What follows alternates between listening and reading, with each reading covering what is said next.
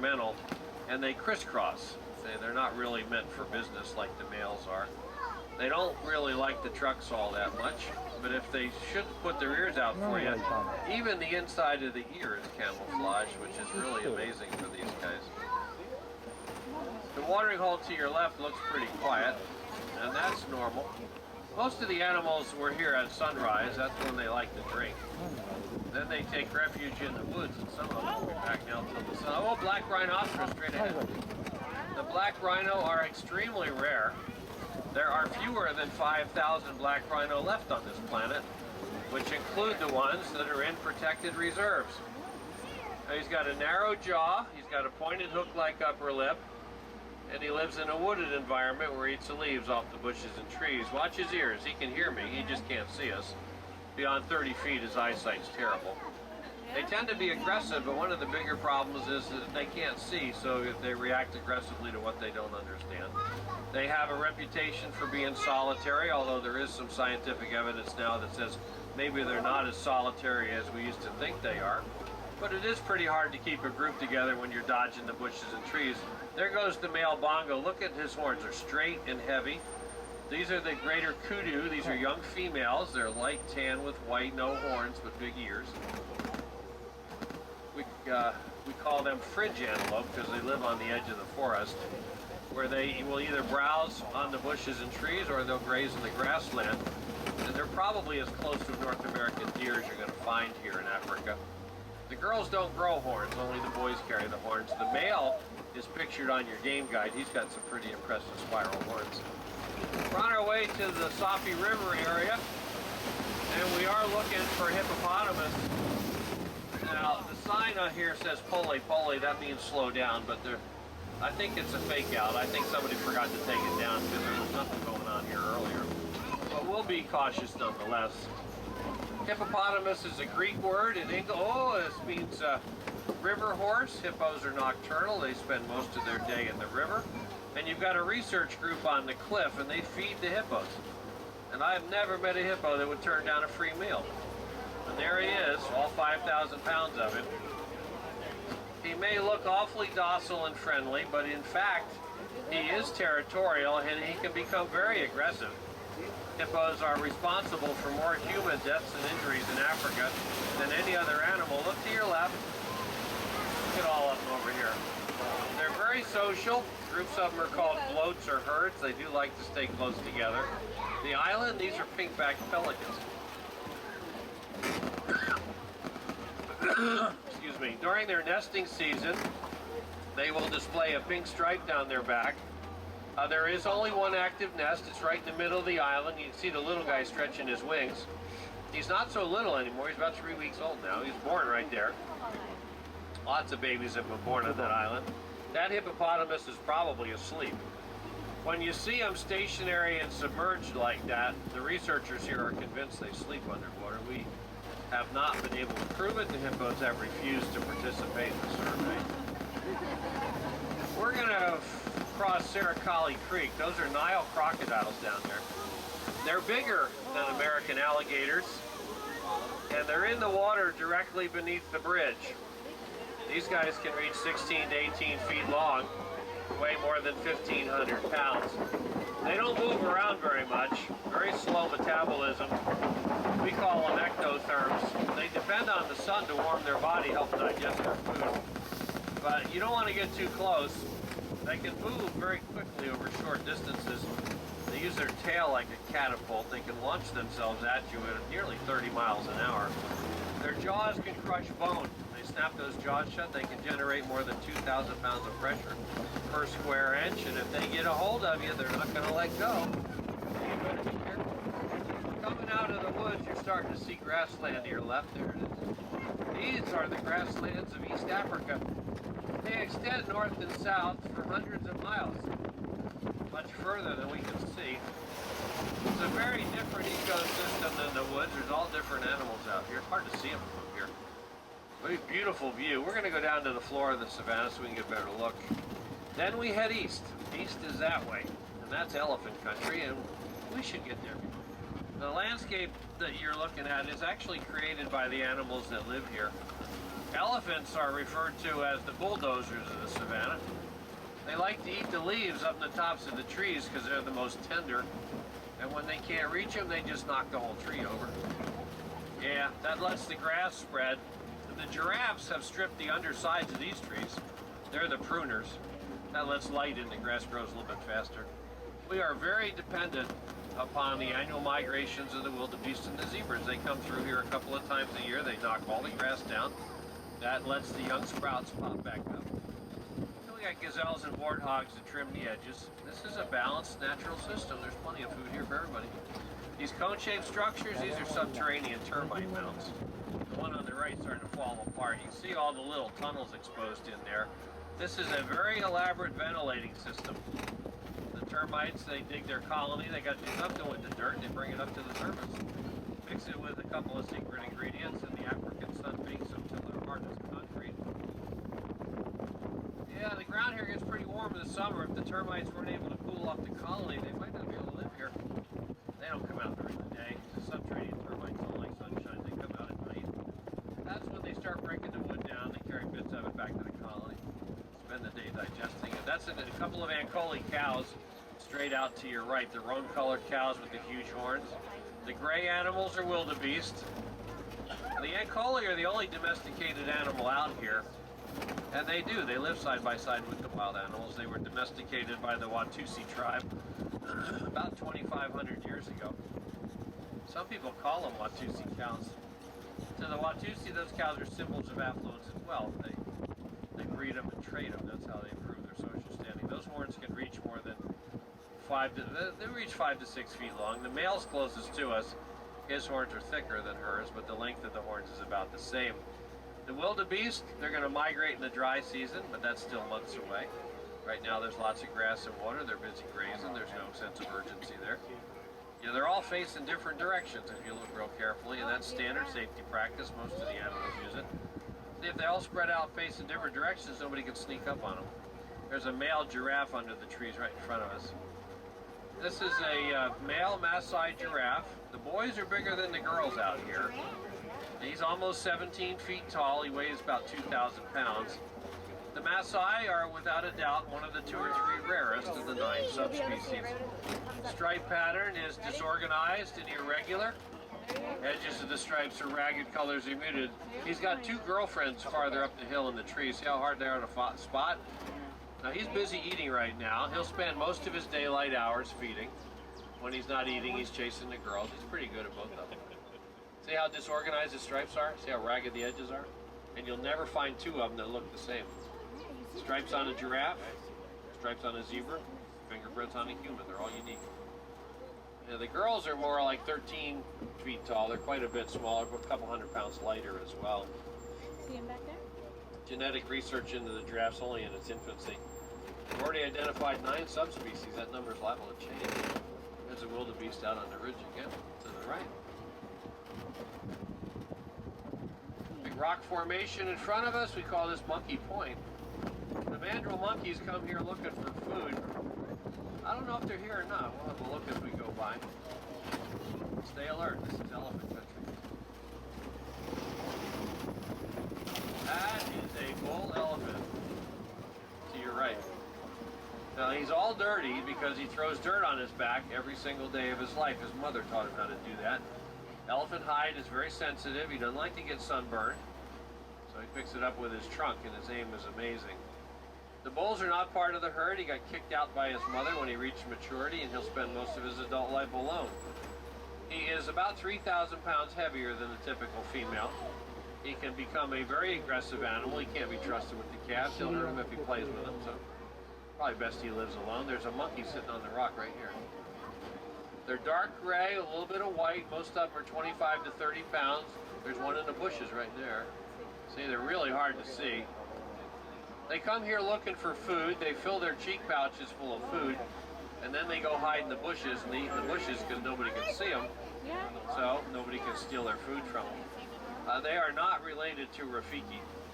The Disney animators took some liberties with Rafiki. They gave him a very long tail and the ability to speak, so he's a pretty distant second cousin. Yeah.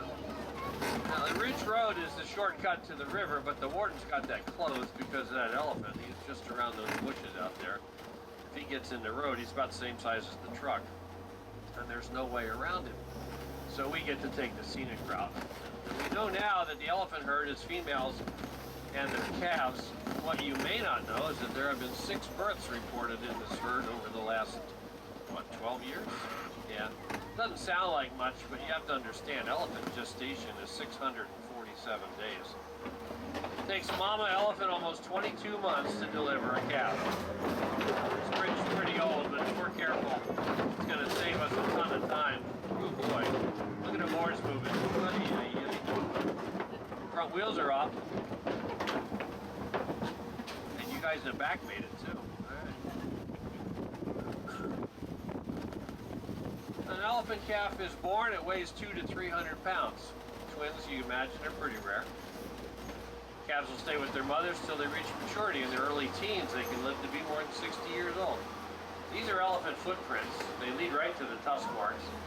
Elephants eat mostly vegetation, and they end up with a mineral deficiency in their diet.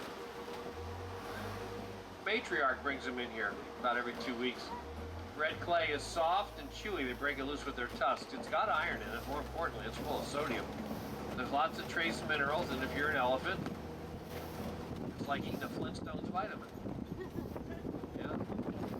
Or a Disney gummy, whatever you prefer. Corporate synergy kicks in every once in a while. The big tree in front of us, this is called a baobab tree. You'll see quite a few of them. The locals call them upside down trees because they look like they've been stuck in the ground with their roots up. What's going on? Well, the baobabs are just adapting to the seasonal drought. They drop their leaves on purpose, that way they can store water in the trunk so they can survive the drought. Their wood is very, very spongy. You can see all the little puncture holes in the bark. The elephants hate to migrate. And they figured out a long time ago that they can puncture the tree and extract water from it. That way they don't have to leave home. Elephants will walk 20 miles a day, but they want to walk the same 20 miles every day. There's an holy cow, here's a wildebeest to your right. Wildebeest have 2 names. In southern Africa, wildebeest works pretty well. It means wild beast. But in East Africa, the same animal is called the gnu, spelled G-N-U, and that mimics the noises they make when they migrate. There's an African gray squirrel in the bushes right there. Yeah. The African gray, yeah. This is the greater flamingo. Somebody was looking for flamingos. The greater flamingo is the tallest of the African species. They are very pale, as we said. What little coloring they have is concealed under their top feathers.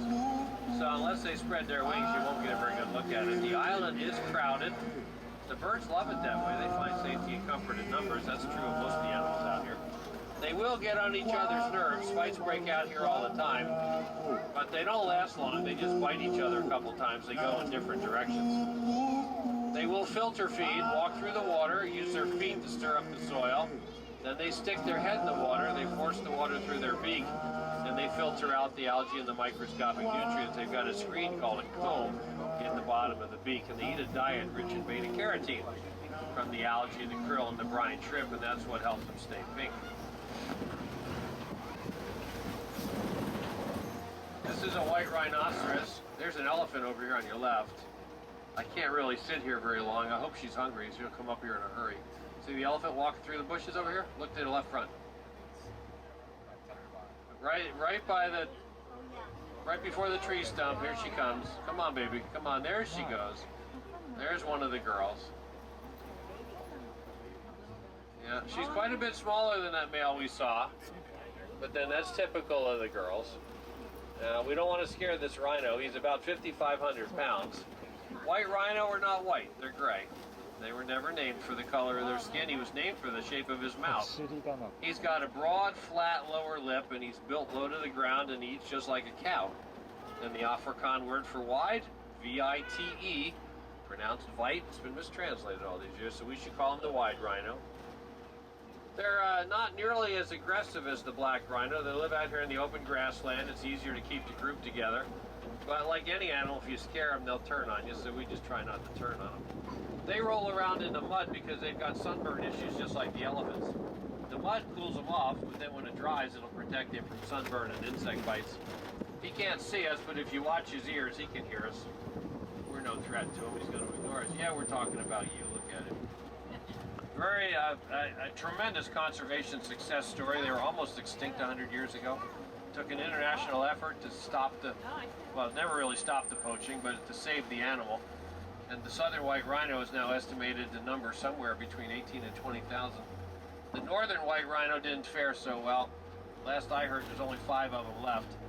1 male, 4 females, and he's 40 some odd years old, which means that species is not going to survive. Keep your eyes peeled. We saw a cheetah on this ridge earlier.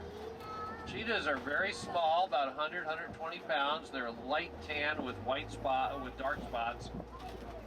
And they are daytime hunters, so they do like to move around during the day. There's one. Straight out to the left. You gotta look carefully in the bushes. She's way back off the road, but a pretty good look at a cheetah sitting in there. Now the cheetah can only sprint for about 300 yards. Beyond that, their bodies overheat, and they have to slow down to cool off and catch their breath. They hunt during the day. They've learned the lions and the leopards sleep a lot during the day.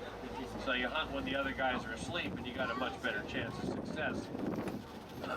This rock formation is referred to as a kopie. There he is, the king of the beast. This is the male lion. Look at him. Look at his smile on his face. He's so happy he can't quite stand to look at him. Now, he was up all night, so you shouldn't expect him to be very active. Yeah, they do most of their hunting and feeding after dark. His eyesight at night is about 6 times more acute than your human eye. With a full stomach, he's not hungry. He just wants to be left alone. He's tired. He'll rest 18 to 20 hours a day.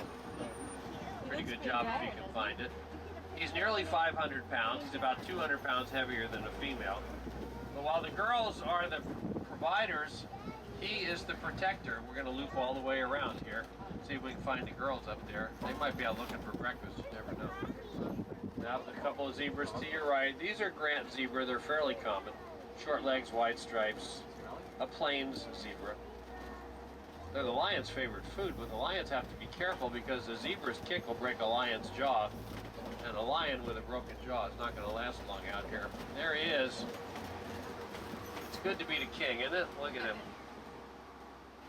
Credits to Mel Brooks on that one, but anyway. Yeah, I don't know where the girls are. They're probably out looking for food.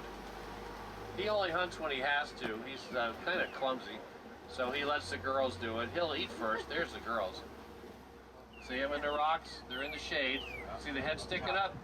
You see her ears? She doesn't have a mane, and she's quite a bit. It's pretty hard to see. They've got themselves a spot in the shade, which is exactly where they want to be, because they'll rest 18 to 20 hours a day. Here's the warthogs. You get the front and the back in the same picture. Look at this. They won't stray very far from home. If they sense danger, they're going to round up their family, push them in the burrow, back in, use their tusks as protection. Got stuck with the name Pumbaa from the Disney movie. Pumbaa Swahili means silly or foolish. They're neither. They're pretty smart. They sense danger. That stringy little tail goes straight up in the air. That's where the term hightail it out of here came from. That's true. I don't make this stuff up. Here's the Bonta buck. Bonta buck in English means white-rumped buck, and there it is. These guys used to live way down in the southern tip of the continent, but they've been hunted to extinction for food. The good news, though, very aggressive breeding program. Lots of them in protected reserves. They're in no real danger. Good look at the zebras. Zebras have very heavy, one-piece hooves. They're great kickers, very accurate, and that's why they can break a lion's jaw with a single kick. If the zebras sense danger, they're going to bunch together. The stripes will blend. The lions and the leopards will get confused. You can't tell the head from the tail or one from the other. You got to slow down. When they slow down, the zebras take off. It works every time. We're headed for Magadi Glen. We're looking for an endangered species. They do a lot of endangered species research in here. They've been working with a North African antelope, the Adax. Adax are not on your game guide. Normally you'd find them along the southern border of the Sahara Desert, in the countries of Niger and Chad. Like any desert-related animal, they're going to be fairly light in color. This guy still has some of his winter coat on. They turn beige in the winter. It allows them to absorb heat from the sun to stay cool. Now, we play this game every day. Get out of the road, you big dummy. Come on, move. There you go. See, we play this game every day. Now these guys are very well adapted to live in the desert. They can raise and lower their body temperature. Over here, these are yellow-billed storks. They're sitting on their knees. See how their knees hinge forward? Their little pink feet are out in front of them. So the Adax will live most of its adult life without drinking fresh water. They'll get the fluid they need from the morning dew and the roots of the grasses that they chew on. They're hunted for their horns. That's not their big problem. The human population up north is expanding very rapidly. It's pushing a lot of these animals into smaller and smaller pockets. It's been estimated the wild population of the Adax is under 300 animals. There's only about 1,500 of them left on the planet. We're doing what we can to minimize conflict between animal and man. Here in Harambe, the researchers are studying elephant communication. Yeah, the elephants talk to each other. They trumpet warnings when they're angry or scared, but otherwise they rumble. Rumbling is subsonic, we can't hear it. But the researchers figured out a way to record it, and they've been studying it for about 3 years now. They are convinced that the elephants are scared of bees. As a matter of fact, they're providing free beehives to the local farmers. They put them on their fence posts, and so far, the elephants have been reluctant to go after the vegetables. And as long as the farmer can get his crop to market, he no longer feels the need to shoot the nuisance elephant. Everybody wins. They're doing the same thing in Namibia with the cheetah. Cheetah like to eat sheep. Sheep are just so easy of a target, they can't help themselves. But the big dogs are training, they're chasing the cheetahs away, they're eating the wild animals, the sheep go to market. No need to shoot the cheetah anymore. Lots of really good programs going all throughout Africa. Get involved, folks. Find out as much as you can about your favorite animal. This is the Warden Post. I'm going to drop you off with Brian. Kwaherini, everybody. Go well. Enjoy your day.